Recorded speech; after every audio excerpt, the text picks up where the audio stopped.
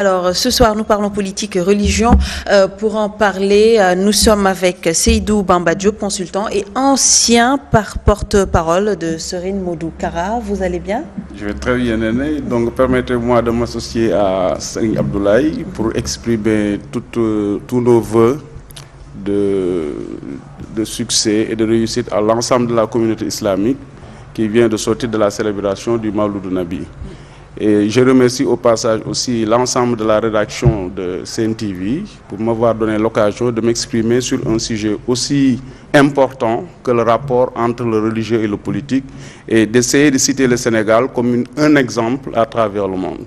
Et je salue au passage mon doyen Pape Abdoulaye Fall que j'ai connu vraiment depuis longtemps et qui n'a cessé de servir le Sénégal à travers son métier, à savoir la communication. Merci beaucoup. Voilà, c'est nous qui vous remercions en tout cas d'avoir répondu à cette invitation. Nous sommes également avec le doyen, vous l'avez dit, Papa Amadou Fall. Vous allez bien, journaliste? Ça va très bien, ça va très bien, Nénèche. Un plaisir de vous retrouver sur ce plateau. Mais le plaisir il est largement partagé et je pense que dire Alhamdulillah Rabbil Alamin parce que l'organisation d'un événement religieux dans quelques pays du monde aujourd'hui suscite quelque part questionnement. On se dit qu'est-ce qui peut nous arriver?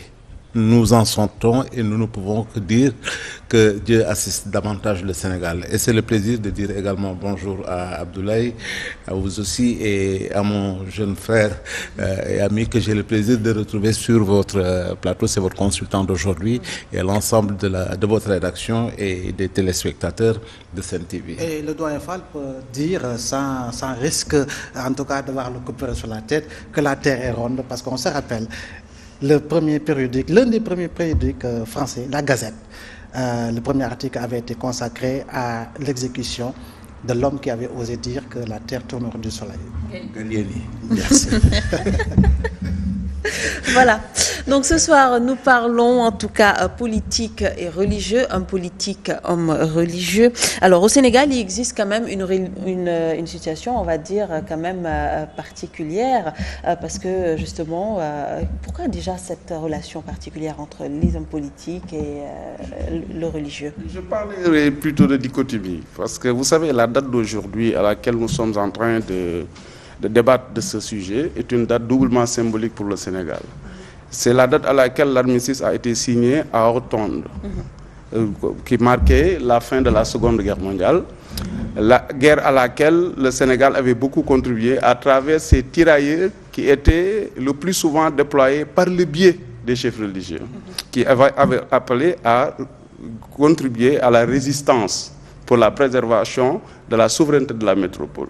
L'autre symbole, c'est le jour qui marque le retour d'exil de Cheikh Ahmadou Bamba Khadim Rassoul, que nous voyons nous comme étant un libérateur qui a su résister avec beaucoup de sagesse, mais aussi et surtout une résistance très pédagogique.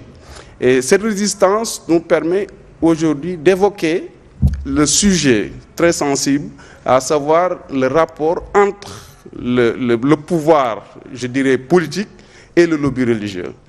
Parce que si on qualifie le religieux comme étant un pouvoir, il y aurait nécessairement des vecteurs d'exécution et de transmission. Mais malheureusement, la constitution que nous avons dans notre pays ne nous permet pas, sur le plan institutionnel, de qualifier le religieux comme étant un pouvoir. Donc moi, je préfère, pour des questions de vigilance, de dire le lobby religieux.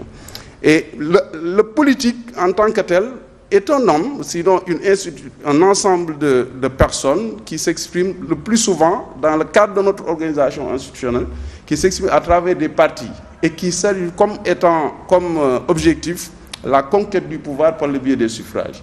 Mais cela va de soi. Si l'homme religieux est un vecteur social, un rassembleur qui mobilise les citoyens pour la quête de la bénédiction divine, s'il a une assise idéologique, une assise particulière sur les gens, ça a un pouvoir de pouvoir les demander de faire, de s'exécuter et qu'ils le fassent. Mais cela va de soi que celui qui est à la conquête des suffrages a besoin de son appui et de sa légitimité pour pouvoir asseoir une certaine domination, sinon pourquoi pas une certaine mobilisation des ressources autour de son projet de société en vue de mieux engranger les suffrages des Sénégalais. Donc c'est ce qui fait parfois la difficulté, parce que le plus souvent, dans les projets de politique économique et aussi de politique sociale que les politiques ont souvent tendance à présenter aux populations, il n'y a pas des réformes sur le plan du partenariat entre les religieux et le politique. C'est-à-dire des réformes qui doivent aller dans le sens législatif. Et c'est ce qui fait qu'à chaque fois qu'il y a un pouvoir politique qui est assis sur une constitution que nous avons votée tous, mais il y a une dualité pour le contrôle, en tout cas des populations, entre le religieux et le politique. Mais cela n'est pas négatif en soi, parce que ça permet non seulement une complémentarité mutuelle, mais aussi un équilibre sur le plan de ce qu'on va appeler la répartition des ressources. Et c'est important, la date marquant justement le retour d'exil de Cheikh Ahmadou Bamba Khadim Rassoul, sans oublier qu'il y a 2 jours également, nous avons fêté, le monde a fêté la chute du mur de Berlin, donc c'est un mois de novembre plein de symboles. Alors, partant de cela, doyen Amadou Fall, on le sait pertinemment au Sénégal, on a l'habitude de dire que l'homme religieux n'a pas le droit, en tout cas, d'entrer dans le champ politique. Est-ce véritablement une raison principale, si l'on sait qu'il est un citoyen, si l'on sait qu'il vit dans un pays, si l'on sait également qu'il peut, au-delà des études coraniques, faire également des études, en tout cas à l'école française? C'est une fausse lecture que de considérer que l'homme religieux, le leader religieux, n'a pas sa place dans le champ politique. Et les faits nous le demandent tous les jours. Je pense que si on cite Cheikh Ahmed Tidiane, l'avant-dernier calife des Tidiane, il a été un homme politique qui a même cherché à conquérir le pouvoir. C'est notre réalité. Nous avons également d'autres leaders religieux qui ont leur mouvement. Il parlait tout à l'heure de lobby, en refusant l'accès au pouvoir ou en disant que peut-être que ce ne sont pas des pouvoiristes. Je dis entre guillemets. Parce qu'il est bien certain qu'aujourd'hui, à travers notre vécu, nous, au Sénégal, et par rapport aux tendances que nous voyons, que nous entrevoyons, et peut-être même qui peuvent s'affirmer encore dans le futur, il est sûr et certain que demain, ce pays peut être dirigé par un religieux. Maintenant, il y a une donne qui est extrêmement importante. C'est notre dimension confrérique, qui fait que nous avons plusieurs chapelles, qui fait que l'homme politique, religieux, peut se dire je ne vais pas mettre du sable dans le couscous parce que le pouvoir de l'homme religieux s'entend différemment de la démarche que peut avoir le lobby à proprement parler. Le lobby peut dire je suis un faiseur. Le pouvoir dit je veux mon affirmation. Et en ce moment, quand vous faites la lecture d'ensemble, vous vous dites mais aujourd'hui, quel est le vécu de notre pays?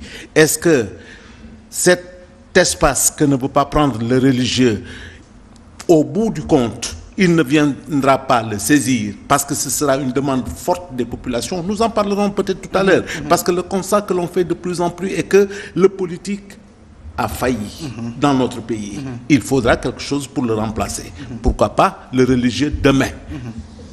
Alors, justement, étant vu comme un vecteur social, certains craignent qu'il y ait une interférence justement du religieux dans l'espace public. D'aucuns même le voient un peu mal. Vous savez, cela quand même ne peut pas poser un problème. En fait, moi, ma préoccupation, c'est des dispositions législatives qui puissent accompagner cette dynamique, cette dynamique de conquête du pouvoir par le religieux. Parce que tout simplement, tout récemment, nous avons vu que Cheikh Mouhamadou Muntaka, le khalife général des Mourides, a réussi un coup de maître.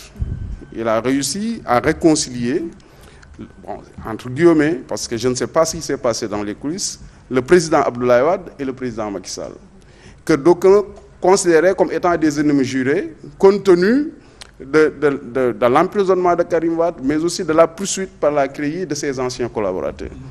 Malgré tout, lors de l'inauguration de Massalikul Jinan, il a pu quand même les mettre ensemble dans une même pièce et leur permettre d'échanger. Ce qui a conduit le président Macky Sall à déposer le président Wade chez lui et le recevoir aussi au palais de la République avec tous les honneurs quelques jours plus tard.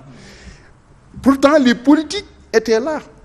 Et des hommes politiques ont pu souhaiter le même acte. Ils ont voulu faire la même chose. Mais malheureusement, ils n'ont pas les leviers pour pouvoir accéder à ce genre d'acte salutaire. Parce que tout simplement, il y a des clivages idéologiques, le doyen l'a dit tout à l'heure, mais aussi il y a des limites. Parce que tout simplement, si un citoyen qui appartient à un tel parti ne peut pas adresser une parole objective à un autre responsable d'un autre parti, il y a un blocage. Alors que le chef religieux n'est pas retenu dans ce carcan. Parce que tout simplement, le guide religieux au Sénégal, c'est quelqu'un qui peut avoir des disciples dans plusieurs partis différents. Et il est obligé d'être à équidistance de ces considérations parce que tout simplement ne veut pas être une personne partiale dans le traitement de ses disciples. Cela veut dire que tout simplement, s'il y a quelqu'un qui peut traiter les citoyens de façon équitable, c'est bien le guide religieux. Donc, parce que c'est son statut qui lui impose ce comportement et cette attitude. Donc, si je comprends bien votre développement, M. Diop, est-ce à dire qu'en réalité, l'homme religieux, au-delà des dispositions législatives dont vous faites allusion, ne doit pas véritablement entrer dans le champ politique, mais rester à équidistance pour véritablement faire le maillage de tout... Non, c'est une autre approche de la politique. C'est-à-dire la politique telle que nous la connaissons depuis notre indépendance en 1960, c'est justement le choc des idéologies. On parle de socialisme, on parle de capitalisme, etc. C'est-à-dire je parle d'une refonte de ce qu'il est convenu d'appeler les acquis politiques et idéologiques. Parce que tout simplement, si le Sénégal veut se développer par le biais d'idéologies qui ont été pensées pour d'autres peuples, par d'autres personnes qui ignorent nos réalités civilisationnelles et culturelles, il y a problème. Parce que le développement ne peut se faire qu'avec l'adhésion des populations. Parce que tout simplement, si par exemple à l'AFP ou au PS, on théorise la sociodémocratie, nous savons que la sociodémocratie, la social-démocratie a été pensée par des gens dans un contexte donné pour une population donnée. Mais là, le guide religieux au Sénégal a l'obligation historique de s'inspirer des enseignements de Cheikh Ahmadou Bamba, qui a un projet de société clair et bien élaboré. Et d'ailleurs, l'évolution et le développement de la communauté mouride sur le plan social et économique l'a démontré. De s'inspirer de ces enseignements pour essayer de proposer une alternative politique crédible au-delà des clivages idéologiques qui existent. Donc c'est pour dire que pour que cela puisse être réalisable, il faut nécessairement des dispositions législatives pour accompagner cette dynamique. Il y a des chefs religieux comme Serigne Moussa Fassi, dont le parti dispose de députés à l'Assemblée nationale. Il y a Cheikh Ahmadou Kara Mbacké Noreyni qui a un parti qui dispose de députés à l'Assemblée nationale. Donc ils sont sur le terrain politique. Mais est-ce qu'ils ont l'encadrement ou le dispositif qui leur permet aujourd'hui de fédérer leurs forces et d'aller à la conquête du pouvoir et de proposer des alternatives et des projets de société inspirés des enseignements de Cheikh Ahmadou Bamba comme exemple. Mais rien ne les y empêche, doyen, parce que vous l'avez énuméré au départ de votre propos. Vous avez fait allusion justement aux résistances. On peut citer Maba Diakhouba, on peut citer Samba Laobé Fall, on peut citer tant d'autres qui véritablement ont démontré qu'il pouvait y avoir une connexion entre le spirituel et le temporel, et le prophète Mohammed sallallahu alayhi wa sallam lui-même était un homme politique au-delà justement de l'envoyé de Dieu qu'il aura été, et nous avons vu que ses successeurs ont également été des hommes politiques pour avoir géré le gouvernorat de pays. Donc l'homme politique, est-ce qu'il doit foncièrement et fondamentalement s'approprier d'une idéologie qui n'est ni social-démocrate, qui n'est ni progressiste, qui n'est ni libéral, qui n'est ni maoïste ou trotskiste, pour penser pouvoir aller à la conquête des suffrages des Sénégalais, doyen Abdou Fall? Mais je vous disais tout à l'heure que la faillite des politiques, certains le disent, fait l'objet d'un constat qui devient de plus en plus flagrant, notamment dans notre pays. De sorte que l'alternative, la question est bien posée. L'alternative, qu'est-ce qui peut peut-être nous amener à ce développement en symbiose que nous recherchons?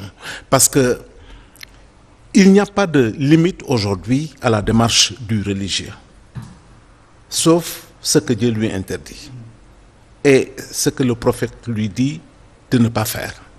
Mais hormis cela, s'il s'agit d'aller dans la dimension temporelle proprement dite, pour dire à l'homme, voilà comment vous pouvez, comment nous pouvons nous épanouir, comment nous pouvons construire notre pays ensemble.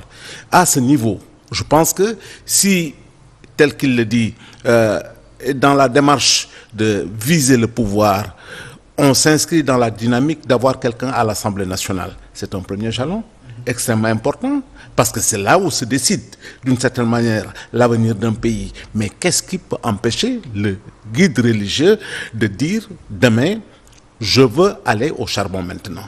Je veux prendre le pouvoir de ce pays, parce que je sais comment construire l'homo sénégalensis.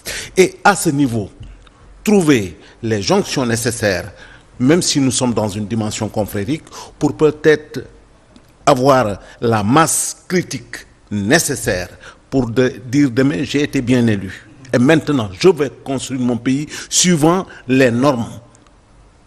Les normes, pour lui, c'est d'abord le cadre islamique. C'est d'abord dire à la laïcité, je le mets de côté d'une certaine manière. Bon, tout cela, bref, c'est des lectures qui sont à faire. Mais je considère aujourd'hui que par rapport à notre vécu, il n'y a aucune frontière qui puisse interdire au guide religieux de dire j'y suis, je peux le faire. Il y a également, avec la permission de Néné, l'exemple de Seigne Mansour Sy Djamil, qui est parti aux législatives dernières sous la bannière Besdougnat, et on a revu justement sa profession de foi, et le numéro 2 sur sa liste était une femme qui n'appartient pas à la religion musulmane. Je veux parler de Madame Hélène Tine. Vous mettez le doigt sur les bons exemples, parce que je pense que, vous savez, quand vous faites presque plus de 100 ans, parce que si je dis de Blaise Diagne jusqu'aujourd'hui, Macky Sall, tous ceux qui ont eu le pouvoir dans ce pays ou qui ont recherché le pouvoir ont cherché la bénédiction du religieux.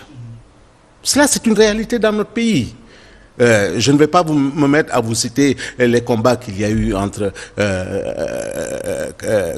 Carpo, Léopold Sédar Senghor, Feu Cheikh Anta Diop, Lamine Gueye, qui se sont retrouvés autour de Serigne Cheikh, autour de Serigne Fallou, Blaise Diagne, qui a reçu les bénédictions de Serigne Touba quand il n'était que douanier à Mayombe et qui est devenu le premier député noir de l'Afrique de l'Ouest. C'est dire donc que dans la symbolique, il y a eu de très très fortes tendances, de très bons positionnements qui ont permis à l'homme religieux de dire « je signifie dans mon pays ». Et cette signification dans le pays doit l'amener demain, peut-être, à se dire, si la situation devient beaucoup plus compliquée, devient beaucoup plus carabinée, à dire, mais ils ont échoué.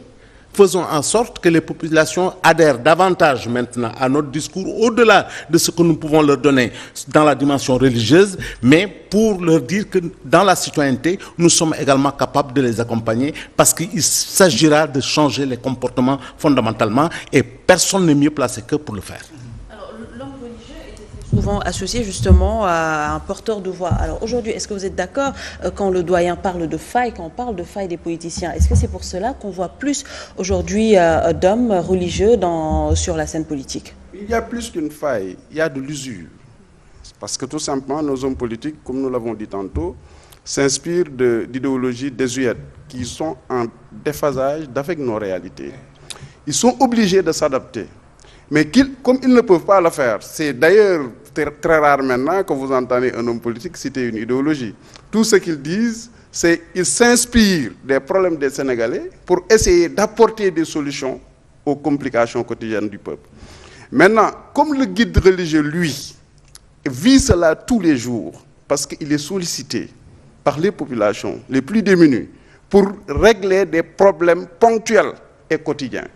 Donc il sait ce dont le peuple sénégalais a besoin et il est prêt à y apporter une solution pragmatique, mais aussi il peut aller au-delà en apportant une solution durable. En quoi faisant? Comme l'a dit tantôt le doyen, c'est que les politiques ont toujours considéré les religieux comme étant des porteurs de voix, qu'il faut solliciter pour maintenant assurer une élection, mais après gouverner seul. Mais cela ne peut pas continuer. Parce que tout simplement, les guides religieux sont des producteurs agricoles par excellence. Ce sont des gens qui ont assuré une certaine autonomie pour pouvoir vivre seuls sans compter sur qui que ce soit. Au contraire, on compte sur eux pour régler des problèmes. Je donne un exemple terre à terre. Quand il s'est agi durant la colonisation, vers la fin d'ailleurs, à dévaliser le franc CFA, Cheikh Ahmadou Bamba avait demandé à Mame Thierno Ibrahim d'apporter une caution pour que cela ne puisse pas se faire. Vous savez, ça c'est un acte déterminant. S'il n'avait pas assez de ressources pour le faire, il ne l'aurait pas fait. Donc c'est pour vous dire que le poids économique des hommes religieux, au Sénégal en tout cas, n'est plus à démontrer. Et dans le contexte actuel, l'argent est le nerf de la guerre en politique. Il faut nécessairement de l'argent pour pouvoir conquérir des suffrages. Parce qu'il y a une organisation qui fait que vous n'avez pas, vous êtes obligé de trouver quand même les moyens de pouvoir faire fonctionner cette organisation. Mais comme les chefs religieux ont cela, malheureusement, les politiques jouent sur la subtilité des termes et des expressions pour faire croire à l'autre que nous qui faisons la politique, nous sommes des gens qui n'ont pas de véritable qualité. Nous sommes faits de ruse et d'hypocrisie. Donc si vous nous trouvez sur ce terrain de ruse et d'hypocrisie, vous risquez de devenir comme nous.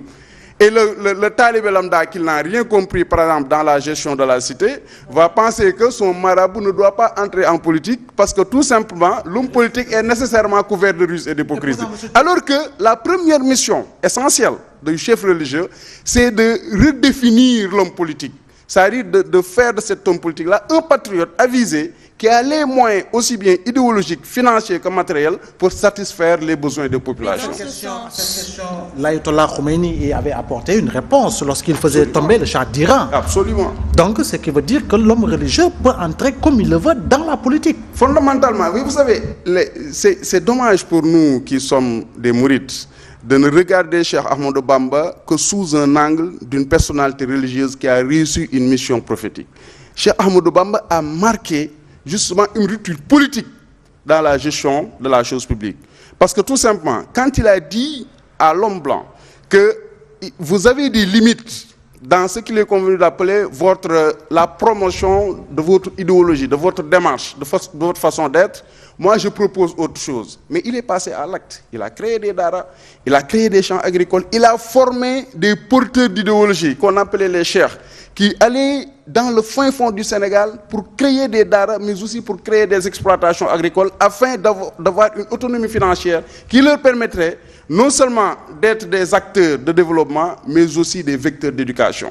Et aujourd'hui, cela va de soi. L'Ayatollah Khomeini est un exemple incontournable.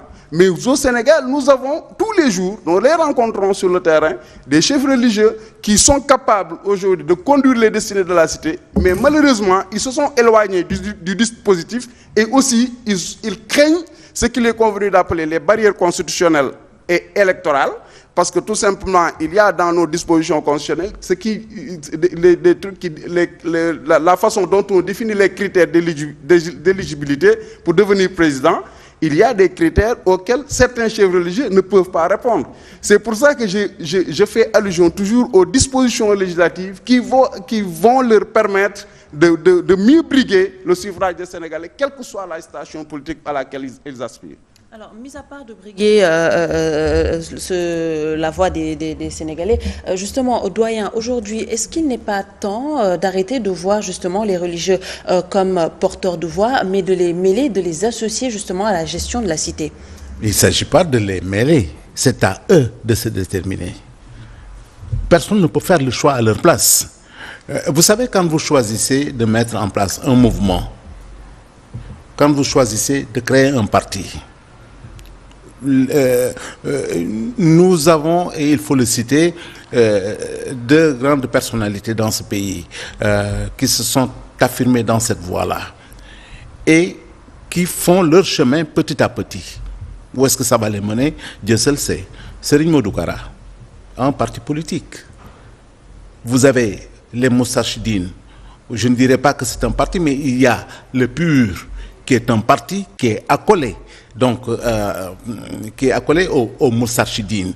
Et nous avons vu même, d'une certaine manière, une certaine guéguerre qu'il y a eu au sein du PUR. Si Issa Sall, qui est allé répondre au dialogue de Macky Sall, n'est plus secrétaire général, je crois que c'est l'expression consacrée chez eux du PUR, c'est parce que tout simplement, peut-être, il y a une voix plus autoritaire qui s'est levée pour dire non, ce n'est pas la mission que nous vous avons confiée. C'est dire donc que, de fait, ces partis sont là, existent et œuvrent. Définir maintenant de manière conséquente leur ambition par rapport au devenir du Sénégal, c'est là où on les attend. Parce qu'aucun d'eux n'a encore dit « je vais être président de la République ». Et c'est l'affirmation la plus attendue par rapport à leurs ambitions de manière générale. Donc, on peut s'attendre à ce que demain, nous avons cité le cas de l'Iran, je pense que l'environnement n'est pas pareil. Même si l'ayatollah Khomeini a su prendre la place qu'il fallait à un moment donné de l'histoire de ce pays extrêmement important pour dire notre pays veut ceci. Et nous allons l'accompagner dans cette démarche-là. Demain, ce n'est pas une révolution du genre qui est attendue au Sénégal. Je pense que si ça peut se faire et si cela doit se faire, peut-être que ce sera une révolution beaucoup plus douce. Parce que c'est notre gène chez nous. Merci. Parce que c'est notre gène. Nous ne sommes pas dans la violence au Sénégal. Donc, ceux qui viendront ou essayeront de prôner la violence, certainement ne seront pas écoutés. Mais ceux qui voudront aller dans le sens de l'attente des populations de manière générale pour dire il y a un Sénégal à construire et nous pensons que nous avons un soubassement extrêmement fort, c'est le religieux. Allons dans cette dimension-là et démontrons, Cheikh Ahmadou Bamba, quand vous lisez, je me rappelle même ce que disait Mbakiou Faye lors de l'inauguration de Massalikul Jinan par rapport au viatique de Serigne Touba, il faut le revisiter. C'est une base extrêmement forte. Mais allez également chez les Niassènes, vous allez chez les Layènes, vous allez également à Tivaouane. Il y a une jonction de fait dans la lecture de ces grands religieux de manière générale par rapport à la conduite d'une nation. Et tout repose sur la lecture, la vision qu'avait le prophète Mohammed sallallahu alayhi wa sallam. Le prophète a fondé une république. Personne ne peut dire que Mohammed était un roi. Ce n'était pas un empereur. Et pourtant, il a dirigé une nation aujourd'hui qui tourne autour de plus d'1 milliard de personnes. On le sait, on cite Cheikh Ahmadou Bamba, c'est une référence. On peut citer Cheikh Seydi Maliksi également, qui a mis en place justement un projet de société viable à toutes les échelles. Maulana Cheikh Islam Ibrahima Niass. En 1974, lorsque Abdoulaye Wade crée le Parti démocratique sénégalais, il a bénéficié du soutien de Serigne Cheikh Mbacké Gaïndé Fatma. Aux élections législatives de 1978 également, Serigne Cheikh Gaïndé Fatma a apporté sa contribution. Quand on regarde Ousseynou Fall, c'était un petit-fils de Cheikh Mamam Cheikh Ibrahim Fall qui a brigué justement le suffrage du Sénégal pour la magistrature suprême. Donc, Cheikh Habiboulaye Dieye, c'est un autre exemple parce que lui-même était un homme religieux, ce qui veut dire que depuis plusieurs années, ma foi, les religieux sont présents sur le terrain. Mais comme on dirait, il y a une incompréhension d'approche, en tout cas, qui lie le marabout aux citoyens lambda. Vous savez, quand le président s'est rendu à Tivaouane, à l'occasion de sa visite habituelle pré-Gamou, il a prononcé une phrase qui a attiré mon attention. Il a dit, pour renforcer justement notre islam confrérique, nous n'avons pas besoin de colonisation spirituelle. Il faisait allusion au terrorisme au Sahel. Il s'est rendu compte que les confréries étaient un rempart, mais aussi des sentinelles pour protéger les Sénégalais vis-à-vis de telles tentations. Et comme l'a dit le doyen tout à l'heure, notre islam au Sénégal a une particularité parce que nous avons des personnes morales, des guides spirituels qui ont une démarche assez pacifique, mais aussi très écoutée par les populations. Et cela peut-être doit être mis en contribution pour justement une implication beaucoup plus idoine, beaucoup plus complète du leader religieux dans la gestion des affaires politiques. Mais la complication la plus sévère et qui me gêne souvent, c'est cette communication transversale qui doit exister entre les leaders religieux. Ça veut dire quoi? Si aujourd'hui, nous pouvons citer des leaders politiques dans la coalition Benno Bokk Yakaar, par exemple, qui ont des partis différents, qui avaient à un certain moment brigué, comment dirais-je, le suffrage des Sénégalais, mais quand ils se sont rendus compte qu'il fallait nécessairement partir sur de nouvelles bases avec un grand groupe, ils se sont retrouvés. Mais de la même manière, les chefs religieux doivent essayer au moins d'apprendre quelque chose de cette dynamique d'union pour pouvoir servir le Sénégal. Mais rien n'empêche Cheikh Ahmadou Kara Mbacké Noreyni et Serigne Moustapha Sy Djamil, etc., Cheikh Bamba Dièye, dont le père était justement un des fers de lance de cette approche du religieux par rapport à la politique, de se retrouver et essayer de discuter un projet de société pour le Sénégal, avec les Sénégalais, pour apporter des solutions définitives aux complications sociales, mais aussi économiques que traverse notre pays. Mais cela, quand même, doit se faire à travers des catalyseurs. Des catalyseurs, il y a des personnes qui sont capables aujourd'hui d'essayer de créer le contexte, mais aussi l'occasion pour ces guides-là de se retrouver pour essayer de parler du Sénégal.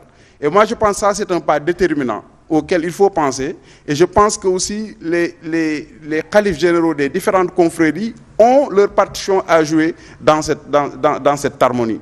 Et il est aussi important qu'il y ait un dispositif, c'est-à-dire qui vient de tout bord, pour essayer quand même de créer le contexte, mais aussi les opportunités pour que les gens puissent échanger sur l'avenir du Sénégal, mais aussi sont présents. Parce qu'aujourd'hui, si les hommes politiques osent parler du Sénégal sans les religieux, c'est parce qu'ils sont considérés comme des accompagnateurs pour la conquête du pouvoir, mais ne sont pas considérés comme des soutiens permanents dans la gestion de la chose publique. Et cela, ce sont à eux de décrocher ce rôle. Et je pense qu'ils ne peuvent le faire que dans la cohésion, mais aussi dans une démarche unitaire qui va quand même, que va suivre leurs disciples, mais aussi leurs sympathisants, pour essayer quand même de faire du Sénégal un Sénégal meilleur où il est bon de vivre. Pour ça aussi, il faut un réel changement de mentalité, parce que vous l'avez dit, les Sénégalais, ils voient mal en politique. Donc voir mal en politique, l'associer à un religieux, ça fait des fois paradoxe. Vous savez, c'est parce qu'ils n'ont pas compris. Et on doit leur expliquer. Tout à l'heure, Abdoulaye a dit que Seydina Mohamed sallallahu alayhi wa sallam était un chef de guerre, un chef de communauté, mais aussi un leader politique. Et compte tenu du rôle du chef religieux qui s'inspire de la démarche de Seydina Mohamed sallallahu alayhi wa sallam, je pense qu'il fait partie des missions qu'il doit assumer. Et que le disciple en tant que tel doit l'y aider. Parce que, tout simplement, les besoins que le disciple exprime tous les jours, auxquels le marabout doit apporter une solution, peuvent disparaître si on adopte un projet de société qui implique la contribution responsable de ce même disciple. Et je pense que les Sénégalais sont en train de comprendre, parce que tout simplement, quand Cheikh Ahmadou Kara Mbacké Noreyni a créé son parti en 2004, les gens ont répondu présent. Plusieurs cadres, beaucoup de cadres comme moi, qui avaient envie de faire la politique autrement sur la base de nouveaux paradigmes qui sont fondés sur la vérité, mais aussi le désintéressement et le patriotisme. Et Serigne Moustapha Sy aussi a donné l'exemple. Tout simplement, les Moustarchidines avaient une démarche électoraliste pendant la campagne électorale, parce que tout simplement, ils faisaient des porte-à-porte. Ils avaient une conviction profonde qu'il fallait une alternative citoyenne à l'Assemblée nationale. Et ils ont réussi une partie de leur pari. Cela va de soi que c'était un premier essai. Je pense que le deuxième va leur porter plus chance. Etc., etc. Serigne Mansour Sy Djamil. Et les choses sont en train de prendre forme. Et les disciples doivent quand même s'approprier des projets de société que leurs marabouts sont en train de présenter aux Sénégalais et s'impliquer dans la promotion de ces projets de société. Et je pense que le contexte actuel nous l'impose, parce que tout simplement, il y a des crises un peu partout dans le Sahel, en Afrique occidentale particulièrement. Il y a des crises au Burkina, il y a des crises au Mali, il y a des rebondissements dans certaines localités. Et pour éviter ça, il faut quand même un changement de démarche, mais aussi un changement d'approche pour essayer non seulement de hisser le Sénégal au rang du développement, mais que cela se passe dans la paix des cœurs, mais aussi dans la sérénité. Parce que tout simplement, le Sénégal est un pays stratégique qui est la porte de l'Afrique occidentale française et de l'Afrique occidentale en général, qui a marqué les esprits dans plusieurs comment dirais-je, à plusieurs niveaux de son histoire. Et aujourd'hui, nous devons consolider tout cela et chaque personne, chaque leader, chaque responsable doit y apporter du sien. Et je pense que le religieux est la première personne qu'on doit interpeller à cet effet. Alors, doyen, approche assez pertinente. Et quoi qu'on puisse dire, on donne l'impression que le religieux ne connaît que le Dara, alors qu'ils sont nombreux à avoir lu et relu Marx et Engels, Montesquieu, Burlamaqui, David Hume et tant d'autres auteurs justement qui sont au cœur de la gestion de la cité. Ce qui veut dire que s'il y a une union des forces et une union des cœurs, justement, les marabouts peuvent avoir une autre place beaucoup plus prépondérante que celle actuellement. On les connaît mal parce qu'ils ne s'ouvrent pas assez. Je parle de nos marabouts de manière générale. Vous ne les entendez que durant certaines cérémonies, durant certains événements, et à ce niveau, leur discours est totalement religieux. Mais un discours totalement religieux. Nous y reviendrons. Revenir, oui, ça sera juste après la pause. Voilà, donc vous étiez justement en train de parler de ce discours, je vous ai coupé tout à l'heure par rapport à ce discours totalement religieux. Je pense que quand on est, et je prends au plus haut niveau, khalife général d'une confrérie, c'est parce qu'on a une éducation, on a une instruction extrêmement forte qui vous permet de vous ouvrir au monde de manière générale. Et l'autre chose que je voudrais ajouter, c'est que quand vous allez au niveau de ces khalifats-là, mais il y a des choses qui sont, disons, bien déléguées.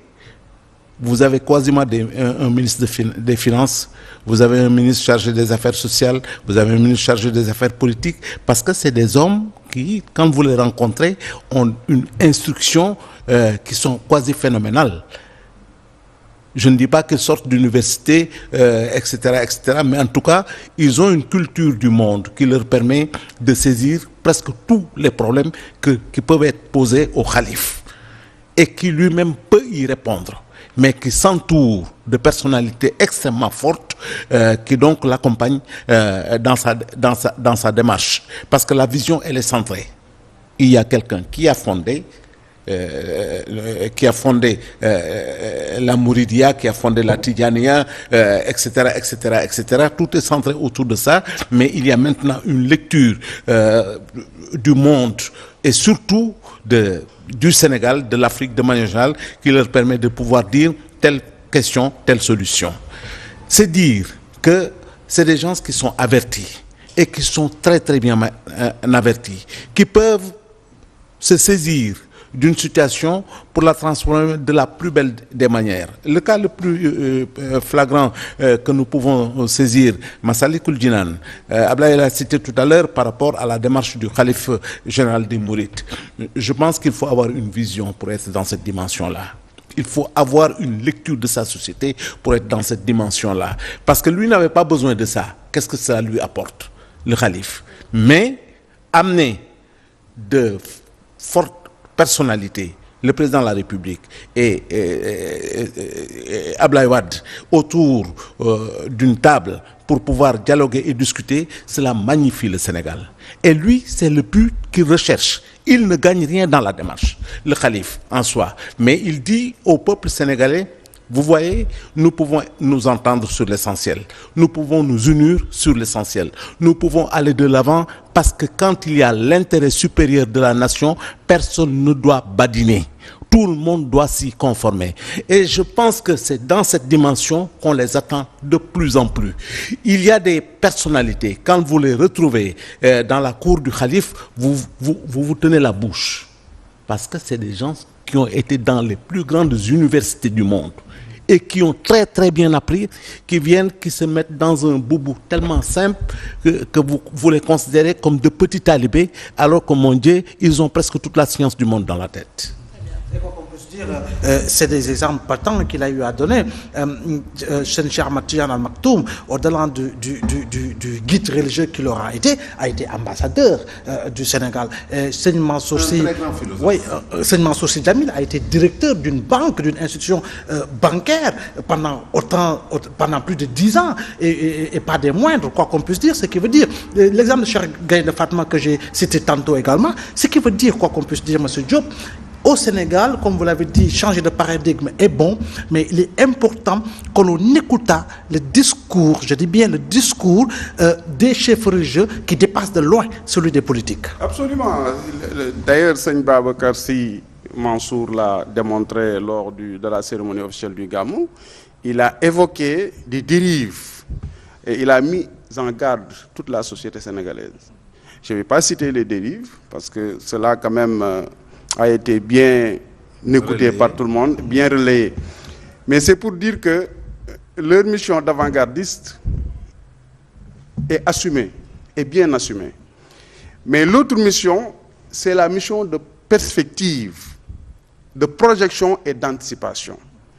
Parce que si aujourd'hui, les acteurs politiques osent vouloir reléguer le chef religieux au rang de mobilisateur social, c'est qu'il y a problème. Parce que tout simplement, à chaque fois qu'il y a besoin de légitimité ou de consolidation dans les acquis, le leader politique fait le déplacement dans toutes les cités religieuses les plus en vue, en tout cas au Sénégal, pour essayer de canaliser ce qu'on appelle le vecteur citoyen du vote du talibé, pour que le talibé puisse faire un corollaire entre ses choix, ses options et les choix du chef religieux. Mais il est temps, parce que si Seigne Babacar Sy Mansour a décrié ces dérives, c'est parce qu'il n'a pas en main les leviers institutionnels qui lui permettent de les éradiquer. Mais il a donné un message très fort au ministre de l'Intérieur, M. Aly Ngouille Ndiaye, pour qu'il transmette le message au président de la République afin que l'autorité puisse prendre toutes les dispositions pour quand même pallier à ces complications. C'est pour dire qu'il est maintenant temps pour les religieux de s'assumer. Au lieu de demander à autrui de vous solutionner des problèmes, mais il faut prendre le levier qui permet de solutionner des problèmes, à savoir l'autorité centrale de l'État, pour pouvoir quand même promouvoir la vertu, la sagesse, mais aussi un patriotisme objectif. Mais justement, moi, ce qui me taraude un peu l'esprit, c'est justement de savoir, est-ce qu'aujourd'hui les Sénégalais sont prêts à voir les religieux autrement? Vous savez, quand il s'agit de gérer un pays, c'est vrai qu'il faut bien préparer les mentalités. Et les ruptures brutales ne nous amènent jamais à l'atteinte des meilleurs objectifs. Cela demande une bonne préparation. Et tout à l'heure, je vous disais que de Blaise Diagne à Macky Sall aujourd'hui, nous avons quand même un vécu dans la relation entre le politique et le religieux de manière générale. Le temporel ne peut pas aller sans le spirituel dans notre pays. C'est vécu, c'est connu. Est-ce que nous avons fait l'évaluation nécessaire pour dire qui doit prendre le pas sur l'autre maintenant? Parce que dans la relation, à un moment donné, l'on aurait aimé peut-être que par rapport à toutes les dérives que le calife de Tivaouane a eu à dénoncer, à relever, que sa voix puisse s'affirmer pour dire il y en a assez, c'est terminé maintenant. Et que cela ne dépende pas d'un président de la République ou d'un ministre de l'Intérieur, parce que ce sont nos comportements, c'est notre vécu qui est en jeu aujourd'hui. Et si le calife le dit, dès qu'il l'a dit, tout le monde a décidé en disant mais c'est vrai, c'est ça que nous vivons. Ce que nous vivons est dangereux pour nous. Ce que nous vivons, si c'est dangereux pour nous, il faut qu'on y mette fin le plus rapidement possible. Et si la voix doit être prépondérante, mais qu'on lui donne la possibilité de l'élever jusqu'au firmament pour dire c'est banni. Ça ne se fera plus dans notre pays. Mais le constat qui est fait, c'est que c'est comme s'il chantait dans le désert. Et c'est cela qui est malheureux, peut-être. Parce que je pense que quand l'autorité vous dit ce n'est pas bon, mettez-y un frein le plus rapidement possible. C'est pourquoi je le rejoins. Le religieux doit avoir une voix prépondérante. Le peuple y est bien préparé aujourd'hui. Parce que nous avons l'avantage tous. On dit que ce pays est à 95% musulmans. Peut-être à 98% ou à 99% en tout cas religieux. Nous croyons tous en quelque chose. Et si nous croyons en ces choses-là, véritablement, il y a certains interstices qu'il faut fermer le plus rapidement possible pour éviter que l'on soit débordé. Ce qui se passe à côté de chez nous là, mais ça peut nous arriver demain. Et tout le monde le sait. Tout le monde en a conscience. C'est pourquoi quand vous entendez certains experts s'exprimer sur la question du terrorisme pour dire le mot, ils vous disent mais ils sont déjà chez nous.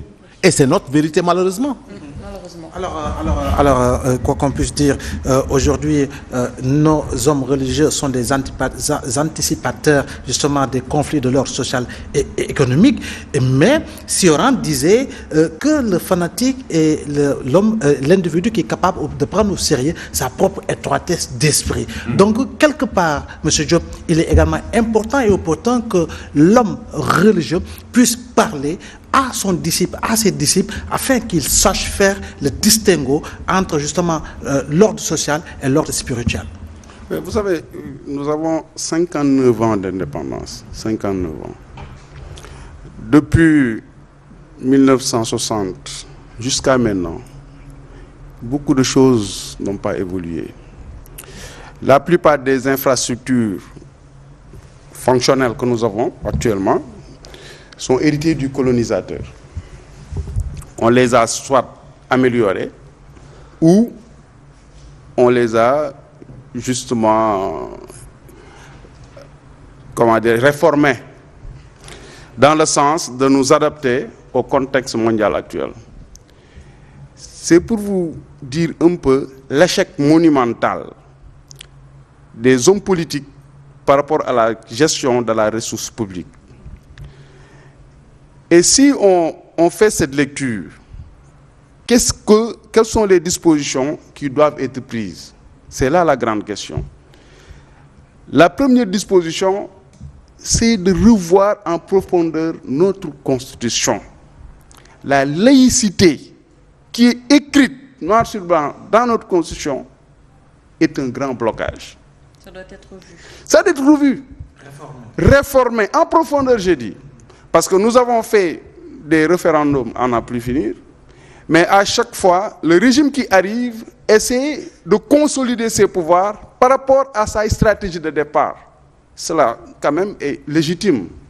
Parce que tout simplement, quiconque arrive au pouvoir voudrait quand même y durer le plus longtemps possible. L'autre blocage, c'est justement notre système éducatif, que nous avons hérité encore de la colonisation. Le système éducatif sénégalais est pauvre en évolution et en programme. À chaque fois, nous entendons parler de grève, de débrayage. Il y a de plus en plus de chômage, des gens qui sortent de grandes écoles, que ce soit des universités ou des grandes écoles de formation. C'est-à-dire que notre structure économique ne permet pas de résorber justement tous les gens qui sont bien formés et qui sont opérationnels pour contribuer justement au développement du Sénégal. Mais tout ça, nous ne pouvons solutionner cela qu'en réformant la Constitution en profondeur, en